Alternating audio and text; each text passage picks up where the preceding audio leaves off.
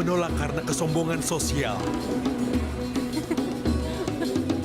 Mereka menilai manusia dari harta dan jabatan, bukan dari kebenaran.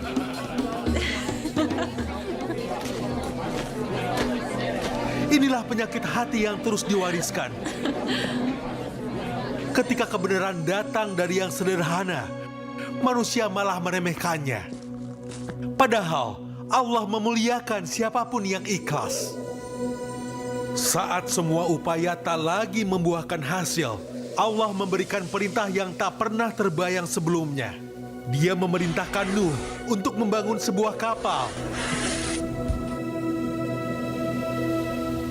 dan menegaskan bahwa proses itu akan berlangsung di bawah pengawasan serta petunjuk langsung darinya.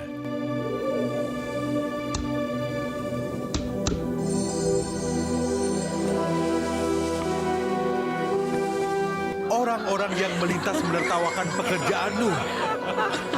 Mereka mengejeknya, mengatakan bahwa ia sudah gila karena membangun sebuah bahtera besar.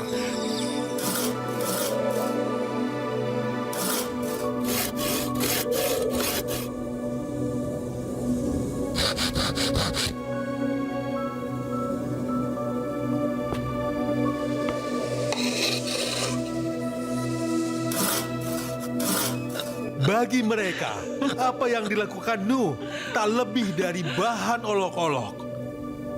Mereka pasti akan mengejek dan merendahkannya.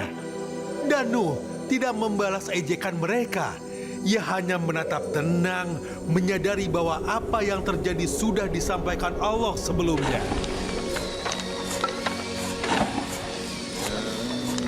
Ia membiarkan ayat itu menjadi kenyataan yang ia saksikan sendiri. Sebuah kapal di atas tanah yang tandus, sementara hujan tak nampak. Hari berganti minggu, minggu berganti bulan. Nuh terus bekerja dengan tangannya sendiri.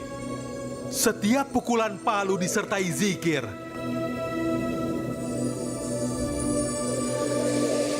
Setiap papan kayu disatukan dengan doa.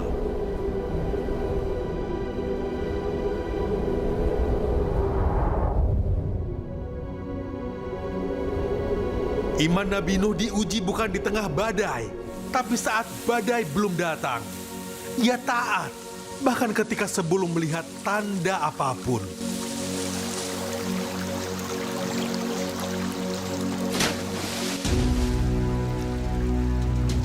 Kemudian tibalah hari itu. Hari ketika bumi dan langit seolah bersatu dalam satu perintah. Segala yang tenang mendadak berubah. Pertanda bahwa perintah Allah telah datang.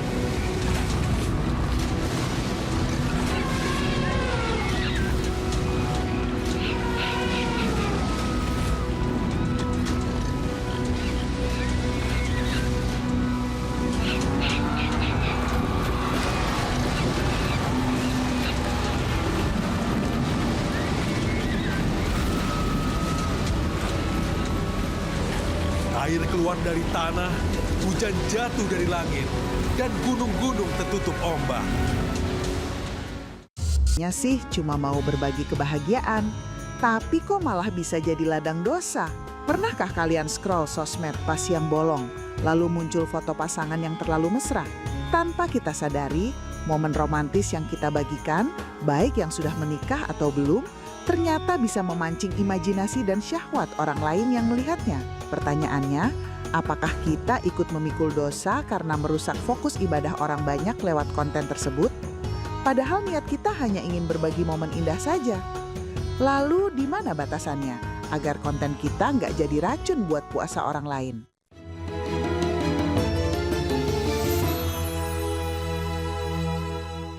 Assalamualaikum warahmatullahi wabarakatuh. Alhamdulillahirabbil alamin. Allahumma salli ala sayyidina Muhammad wa ala ali sayyidina Muhammad. Allahumma faqihna fid din wa 'allimna at-ta'wil. Walhamdulillahirabbil alamin. Apa kabar ibu-ibu, sehat? Masya Allah, tabarakallah. Muncul satu pertanyaan, kenapa sih kalau kita berbuat baik, jadi orang soleha, baru hijrah, baru doyan ngaji, ada aja yang ngejulitin kita, betul? Ada aja yang lemes sama kita, ada aja yang berprasangka buruk sama kita, betul? Kenapa berbuat baik itu selalu ada aja ujiannya, betul? Jawabannya, satu, min sunanil ilahiyah. Kalau kita berbuat baik, mesti ada saja yang menganggap kita tidak baik. Dan itu hukum alam. Kata Imam Ar-Rifai, apa kata beliau? Man aradal maula falyatahayya bil balwa. Orang yang kepengen deket sama Allah, syaratnya satu. Dia harus siap-siap diuji. Perhatiin. Ada anggapan di kepala kita, sekiranya kita rajin sholat, rajin ngaji, hidup gak boleh sial. Itu salah. Ada anggapan di kepala kita kalau kita mulai doyan baca Quran, rajin wirid, rajin ngaji, mestinya gak ada yang bisa ngeganggu kita. Itu keliru. Karena hukum alamnya semakin orang dekat sama Allah, ujian makin dekat. Man aradal maula falyatahayya bil balwa, kata Imam Rifai tadi. Jamaah rahimakumullah. Nabi mengatakan, manusia yang paling berat ujiannya adalah para nabi. Setelah itu, orang soleh yang kesolehannya di bawah nabi. Setelah itu, orang soleh yang kesolehannya di bawah kesolehan orang yang solehnya di bawah nabi. Artinya, makin soleh orang mestinya makin diuji. Jadi kalau kita buat baik, ada yang julid, itu ujian ibadah. Dan di situ argo pahalanya. Itu yang pertama. Yang kedua, kenapa kebaikan itu banyak ujiannya? Yang kedua, jawabannya adalah fokus pada niat. Kalau niatnya benar karena Allah, enggak hipokrit, enggak munafik, tidak menyelingkuhi Allah, benar melakukannya untuk Allah, mestinya jika kita dijulitin orang santai aja. Betul enggak? Apa kata Imam Ali bin Abi Thalib? Ciri-ciri orang yang ikhlas itu adalah ketika dia melakukan ibadah, lalu kemudian diomongin orang atau dipuji orang, kualitas ibadahnya tetap sama.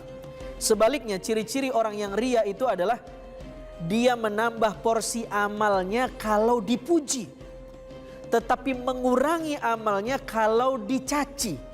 Tanda dia ria. Dan orang yang ria atau sum'ah dalam ibadah, ibadahnya zong.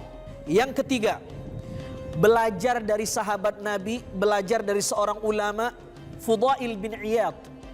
Imam Fudail bin Iyad, kalau dicaci, kalau dihina, kalau dijulitin, digibahin sama orang, apa jawaban beliau? Allahumma in kana kadhiban faghfir lahu wa in kana siddiqan faghfirli. Masya Allah. Lihat. Imam Fudail bin Iyad kalau digibahin lagi ibadah, beliau ngedoain orang yang ngegibahin dia. Beliau ngedoain orang yang memfitnah dia. Apa doanya? Ikutin. Allahumma in kana kadhiban faghfir lahu wa in kana siddiqan faghfirli. Artinya, ya Allah, kalau orang yang memfitnah saya itu benar omongannya, saya mohon ampun dan ampuni saya. Tapi kalau yang dia fitnah itu salah, ampuni dia. Sakit kepala? Minum Panadol Extra baru, isi 4, harga terjangkau. Aduh. Redakan cepat dengan Polisilen, formula jempol kembali gaspol dari Faros. Aduh. Redakan cepat dengan Polisilen, formula jempol kembali gaspol dari Faros. Aduh. Redakan cepat dengan Polisilen, formula jempol kembali gaspol dari Faros. Tanah air, ku tidak kulupakan, kan terkenang selama hidupku. Tanahku yang ku cintai, engkau ku hargai. Bersama membangun tanah air dengan Mortar LM. Hidup adalah proses. Di atas semua pencapaianku, masih ada yang membuatku ragu. Karenanya bila perlu, aku minum Nuriskin Ultimate setiap hari. Memelihara kulit agar sehat. Nuriskin Ultimate. Sakit kepala? Minum Panadol Extra. Baru, isi 4, harga terjangkau.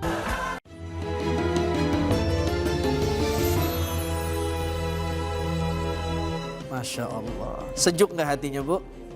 Tenang nggak, Bu? Utang lunas?